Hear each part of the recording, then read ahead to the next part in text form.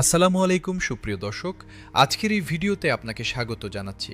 তবে শুরুতেই একটা কথা পরিষ্কার করে বলতে চাই, আজকের এই প্রতিবেদনটি যদি আপনি মাঝপথে বন্ধ করে দেন, তাহলে এমন একটি তথ্য মিস করবেন যা হয়তো আপনার বা আপনার পরিবারের জীবন বদলে দিতে পারে। কারণ আজকের এই সংবাদটি শুধু একটি বেতন বৃদ্ধির গল্প নয়, এটি বাংলাদেশের লক্ষ লক্ষ সরকারি চাকরিজীবী পরিবারের বছরের পর বছরের কষ্টের অবসানের গল্প।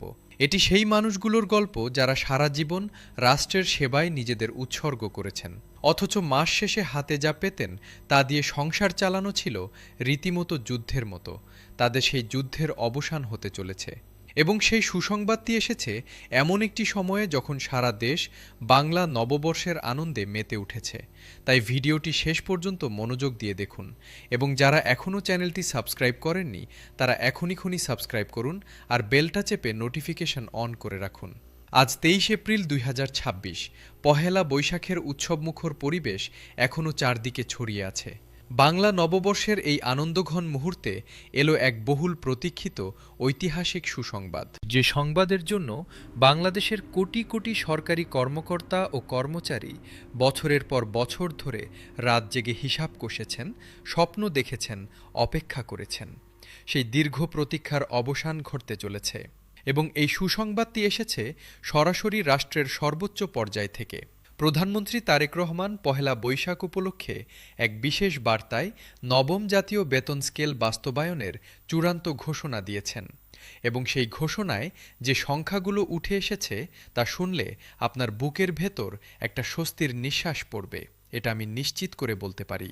সরকারি কর্মচারীদের সর্বনিম্ন মূল বেসিক বেতন নির্ধারিত হচ্ছে 16,500 টাকা, আর কর্মকর্তাদের ক্ষেত্রে সর্বোচ্চ বেতন পৌঁছাবে 1,40,000 টাকায়। এই দুটো সংখ্যা শুনতে হয়তো সাধারণ মনে হচ্ছে, কিন্তু এই দুটো সংখ্যার পেছনে আছে একটি দীর্ঘ সংগ্রামের ইতিহাস, একটি বিশাল প্রশাসনিক প্রক্রিয়া, এবং সর্বোপরি লক্ষ লক্ষ পরিবারের বছরের পর বছরের কষ্টের স্বীকৃতি। আজকের এই প্রতিবেদনে আমরা পুরো বিষয়টা একদম গভীরে গিয়ে বিশ্লেষণ করব। কোথা থেকে শুরু হয়েছিল এই যাত্রা, কেন এতদিন লেগে গেল, কিভাবে এই সিদ্ধান্তে আসা হলো, কারা এই সিদ্ধান্তের পেছনে কাজ করেছেন, কখন থেকে এটা আপনার ব্যাংক অ্যাকাউন্টে পৌঁছাবে, এবং দ্বিতীয় ধাপে আর কি কি সুবিধা আসছে, সবকিছু বিস্তারিতভাবে জানাবো। এই পুরো বিষয়টা সঠিকভাবে বোঝার জন্য একটু পেছনের দিকে তাকানো দরকার।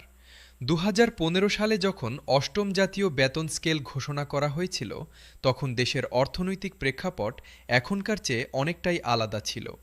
সেই সময় কর্মকর্তাদের সর্বোচ্চ বেতন 78,000 টাকা নির্ধারণ করা হয়েছিল।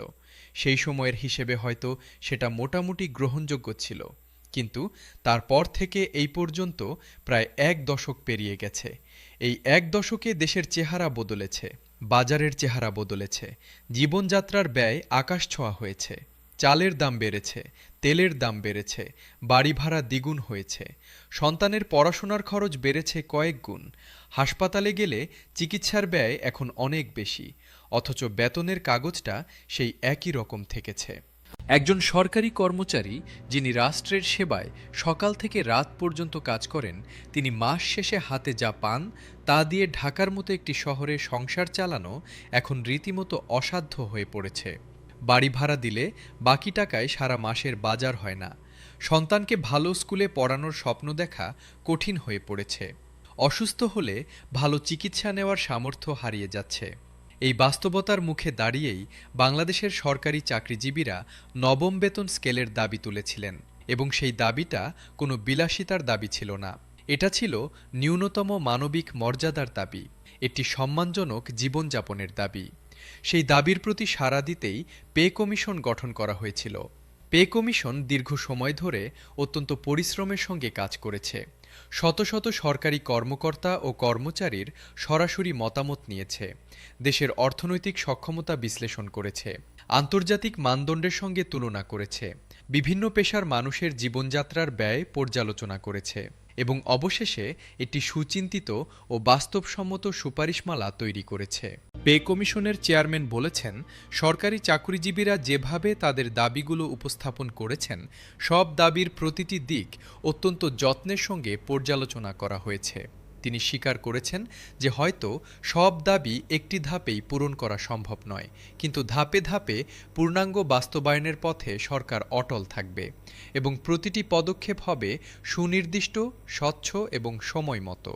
এই কথাটা অত্যন্ত গুরুত্বপূর্ণ, কারণ এখানে স্পষ্ট বলা হচ্ছে যে এটা শুধু আংশিক কিছু দিয়ে থামিয়ে রাখার কৌশল নয়, বরং একটি পূর্ণাঙ্গ বাস্তবায়নের দিকে এগিয়ে যাওয়ার সুচিন্তিত প্রথম পদক্ষেপ। প্রধানমন্ত্রী তারেক রহমান আজ তার ঘোষণায় বলেছেন, আমরা সরকারি চাকরিজীবীদের জন্য সর্বোচ্চ ১,৪০,০০০ টাকা পর্যন্ত বৃদ্ধির সিদ্ধান্ত নিয়েছি।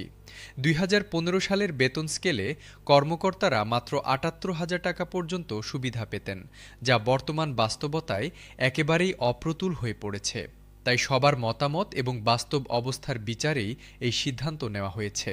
প্রধানমন্ত্রীর এই বক্তব্য থেকে বোঝা যাচ্ছে যে সরকার বিষয়টাকে কতটা গভীরভাবে উপলব্ধি করেছে। শুধু সংখ্যা বাড়ানোই লক্ষ্য নয়, বরং একটি ন্যায্য ও বাস্তবসম্মত বেতন কাঠামো তৈরি করাই এই সিদ্ধান্তের মূল উদ্দেশ্য। এখন সবচেয়ে জরুরি প্রশ্নে আসা যাক, এই বেতন বৃদ্ধি কখন থেকে কার্যকর হবে? প্রধানমন্ত্রী স্পষ্টভাবে জানিয়েছেন যে প্রথম ধাপটি কার্যকর হবে আগামী ঈদ থেকে। এই ঘোষণাটা অত্যন্ত তাৎপর্যপূর্ণ, কারণ এখানে কোনো অনির্দিষ্টকালের কথা নেই, কোনো ঢাকঢাক গুড়গুড় নেই। একটি সুনির্দিষ্ট সময়সীমা বেঁধে দেওয়া হয়েছে। আগামী ঈদ মানে মাত্র কয়েক সপ্তাহ বাকি। এই কয়েক সপ্তাহের মধ্যেই প্রথম ধাপের বেতন বৃদ্ধি কার্যকর হলে লক্ষ লক্ষ পরিবার ঈদের আগেই একটা স্বস্তির নিঃশ্বাস ফেলতে পারবেন। ঈদের বাজার করার সময় হাতে একটু বেশি টাকা থাকবে। সন্তানের জন্য নতুন জামা কাপড় কিনতে আর এত হিসাব করতে হবে না।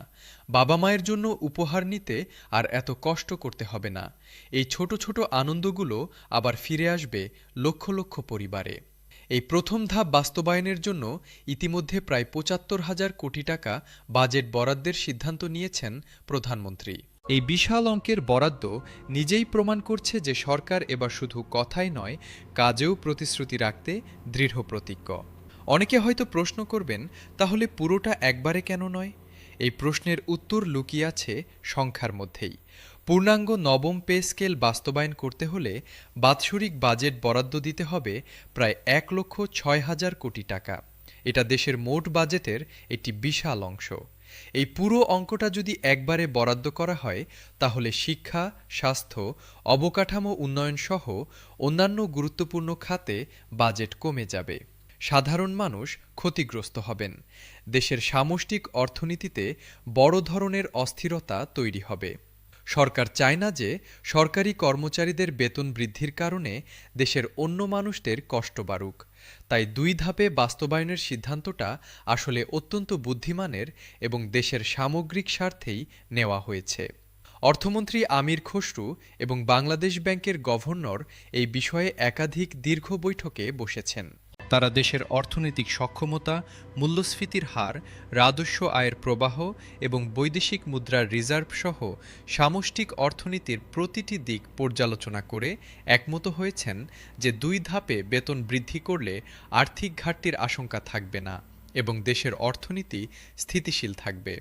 এই গভীর বিশ্লেষণের ভিত্তিতেই পে কমিশন চূড়ান্ত সুপারিশ তৈরি করেছে। প্রধানমন্ত্রী তারেক রহমান সেই সুপারিশে সম্মতি জানিয়েছেন এবং আজ এই চূড়ান্ত ঘোষণাটি দিয়েছেন। আজকের বিশেষ বৈঠকে গ্রেড ভিত্তিক বেতনের বিস্তারিত তালিকা নিয়েও ব্যাপক আলোচনা হয়েছে। পে কমিশনের চেয়ারম্যান বলেছেন, আমরা যদি সর্বোচ্চ ও সর্বনিম্ন বেতন ধারাবাহিকভাবে বজায় রাখি এবং গ্রেডগুলোর মধ্যে সুষম ও যৌক্তিক ব্যবধান নিশ্চিত করি, তাহলে দীর্ঘদিন ধরে চলে আসা বৈষম্য স্থায়ীভাবে দূর করা সম্ভব হবে। তিনি আরও বলেছেন, এই বেতন স্কেলের মূল দর্শনই হল বৈষম্যমুক্ত একটি কর্মপরিবেশ তৈরি করা। আমরা চাই না ভবিষ্যতে কর্মচারীরা আবার বৈষম্যের শিকার হন। এই দর্শনকে ধরে রাখতে গিয়েই গ্রেড ভিত্তিক কাঠামোটা অত্যন্ত যত্নের সঙ্গে তৈরি করা হয়েছে। প্রতিটি গ্রেডের মধ্যে যে ব্যবধান থাকবে সেটা যাতে ন্যায্য ও যৌক্তিক হয়, সেই বিষয়টি নিশ্চিত করতে দীর্ঘ সময় ধরে কাজ করা হয়েছে। পে কমিশনের চেয়ারম্যান আরও বলেছেন, প্রধানমন্ত্রী তারেক রহমানের নির্দেশক্রমে সবকিছু বাস্তবায়ন করা হবে। তার দিক নির্দেশনা অনুযায়ী অর্থ মন্ত্রণালয় প্রতিটি পদক্ষেপ সময়মতো নিশ্চিত করবে। এই বক্তব্যটা থেকে একটা বিষয় একদম স্পষ্ট হয়ে যাচ্ছে, সিদ্ধান্ত গ্রহণ প্রক্রিয়া সম্পন্ন হয়েছে, এখন শুধু বাস্তবায়নের পথে এগোনো বাকি, এবং সেই পথে কোনো বাধা নেই, কোনো দ্বিধা নেই। প্রধানমন্ত্রী তারেক রহমান আজ তার বার্তায় আরও বলেছেন, আমরা অবশ্যই যথাযথভাবে বেতন বৃদ্ধি করব। বেতন বৃদ্ধিতে কিছুটা সময় লাগলেও ধাপে ধাপে সবকিছু বাস্তবায়নের মাধ্যমে দেশের অর্থনীতির উপর কোনো অস্বাভাবিক চাপ তৈরি হবে না। আমরা চাই না সরকারি কর্মচারীদের বেতন বৃদ্ধির সঙ্গে সঙ্গে দেশের অর্থনৈতিক ভিত দুর্বল হয়ে পড়ুক, কারণ দেশ শক্তিশালী থাকলেই কর্মচারীরা শক্তিশালী থাকবেন। দেশের অর্থনীতি স্থিতিশীল থাকলেই দীর্ঘমেয়াদে সরকারি চাকরিজীবীদের সুবিধা নিশ্চিত করা সম্ভব। এই দর্শনটা অত্যন্ত পরিপক্ক এবং দীর্ঘমেয়াদী চিন্তার প্রকাশ। এখানে বোঝা যাচ্ছে যে সরকার শুধু আজকের কথা ভাবছে না, আগামী 10 বছরের কথাও ভাবছে। দ্বিতীয় ধাপ সম্পর্কে এখনও সুনির্দিষ্ট তারিখ জানানো হয়নি, তবে প্রধানমন্ত্রী জানিয়েছেন আগামী 5 কর্মদিবসের মধ্যে একটি বিস্তারিত প্রতিবেদন প্রকাশ করা হবে। সেই প্রতিবেদনে দ্বিতীয় ধাপের রোডম্যাপ, সময়সীমা, গ্রেড ভিত্তিক বিস্তারিত বেতন কাঠামো এবং অন্যান্য সুযোগ সুবিধা সম্পর্কে বিস্তারিত তথ্য থাকবে। অর্থাৎ আমাদের আর বেশি দিন অপেক্ষা করতে হবে না। মাত্র কয়েকটি কর্মদিবস পরেই পুরো চিত্রটা আরও পরিষ্কার হয়ে যাবে, এবং সেই চিত্র দেখে অনেকের চোখে আনন্দের জল আসবে, এটা নিশ্চিত। বিশেষজ্ঞরা বলছেন এই বেতন বৃদ্ধির সিদ্ধান্ত শুধু সরকারি কর্মচারীদের জন্যই উপকারী নয়। যখন লক্ষ লক্ষ সরকারি কর্মচারীর হাতে বেশি অর্থ আসবে, তারা বাজারে বেশি ব্যয় করবেন। পাড়ার মুদির দোকান থেকে শুরু করে শপিং মলের পোশাকের দোকান পর্যন্ত, রিকশাওয়ালা থেকে শুরু করে হোটরু করে হোটেল রেস্তোরাঁ পর্যন্ত সবাই এর সুফল পাবেন। অভ্যন্তরীণ চাহিদা বাড়বে, ছোট বড় ব্যবসা বাণিজ্যে গতি আসবে এবং সামগ্রিক অর্থনীতিতে একটি ইতিবাচক চক্র তৈরি হবে। তাই এই সিদ্ধান্তটা আসলে পুরো দেশের জন্যই একটি বড় সুখবর। শুধু সরকারি চাকরিজীবী নন, দেশের প্রতিটি সাধারণ মানুষ এই সিদ্ধান্তের ইতিবাচক প্রভাব অনুভব করবেন। প্রধানমন্ত্রী তারেক রহমান আজ বলেছেন, আমরা আশাবাদী যে সবকিছু ধারাবাহিকভাবে বাস্তবায়ন হওয়ার মাধ্যমে কর্মচারীদের যত আকাঙ্ক্ষা আছে প্রতিটি আকাঙ্ক্ষা পূরণ হবে। পূর্ণাঙ্গ বেতন স্কেল বাস্তবায়নের মাধ্যমে দীর্ঘ প্রতীক্ষিত সব সুবিধা কার্যকর করা হবে, দীর্ঘদিনের বৈষম্য দূর হবে এবং সরকারি কর্মচারীরা সাবলীলভাবে জীবনযাপন করতে পারবেন। এই কথাগুলো শুনলে মনে হয় এবার সত্যিই পরিবর্তনের হাওয়া বইছে, এবার সত্যি কিছু একটা বড় ধরনের পরিবর্তন আসতে চলেছে, এবং সেই পরিবর্তনের প্রথম ধাপটা শুরু হবে আগামী ঈদ থেকেই। সার্বিকভাবে আজকের এই ঘোষণাটি বাংলাদেশের ইতিহাসে একটি মাইলফলক হয়ে থাকবে। কর্মচারীদের সর্বনিম্ন 16,500 টাকা ও কর্মকর্তাদের সর্বোচ্চ 1,40,000 টাকা নির্ধারণের সিদ্ধান্ত আগামী ঈদ থেকে প্রথম ধাপ কার্যকর করার ঘোষণা, এবং পরবর্তী 5 কর্মদিবসের মধ্যে বিস্তারিত প্রতিবেদন প্রকাশের প্রতিশ্রুতি। এই সব কিছু মিলিয়ে বলা যায় যে নবম বেতন স্কেলের পথে সরকার এখন দৃঢ় ও আত্মবিশ্বাসী পদক্ষেপে এগোচ্ছে। লক্ষ লক্ষ পরিবারের জীবনে যে পরিবর্তনের স্বপ্ন ছিল, সেই স্বপ্ন এবার বাস্তবের রূপ নিতে চলেছে। তাই প্রিয় দর্শক, বিশেষ করে যারা সরকারি চাকরিজীবী বা তাদের পরিবারের সদস্য, আপনাদের উদ্দেশ্যে বলছি, আপনাদের দীর্ঘ সংগ্রাম, দীর্ঘ অপেক্ষা, দীর্ঘ কষ্ট এবার শেষ হতে চলেছে। রাষ্ট্রের সর্বোচ্চ পর্যায় থেকে আপনাদের কথা শোনা হয়েছে, আপনাদের ন্যায্য দাবিকে স্বীকৃতি দেওয়া হয়েছে, আপনাদের পরিশ্রমের মূল্যায়ন হতে চলেছে। এখন শুধু অপেক্ষা কয়েকটি দিনের। ধৈর্য রাখুন, পরিবর্তন আসছে, সুখবর আসছে। আর আমাদের চ্যানেলের সকল দর্শকদের প্রতি অনুরোধ, পরবর্তী প্রতিবেদনে দ্বিতীয় ধাপ সম্পর্কে বিস্তারিত তথ্য জানাবো। সেই আপডেট পেতে এখনই চ্যানেলটি সাবস্ক্রাইব করুন এবং বেলটা অন করে রাখুন, কারণ এই বিষয়ে যখনই নতুন কোনো তথ্য আসবে আমরা সবার আগে আপনাদের কাছে পৌঁছে দেব। প্রতিটি আপডেট, প্রতিটি সংবাদ আপনার কাছে সবার আগে নিয়ে আসাটাই আমাদের লক্ষ্য। আজকের এই প্রতিবেদন এখানেই শেষ করছি। সবাইকে অনেক ধন্যবাদ। ভালো থাকুন, সুস্থ থাকুন এবং আগামীর সুদিনের অপেক্ষায় থাকুন।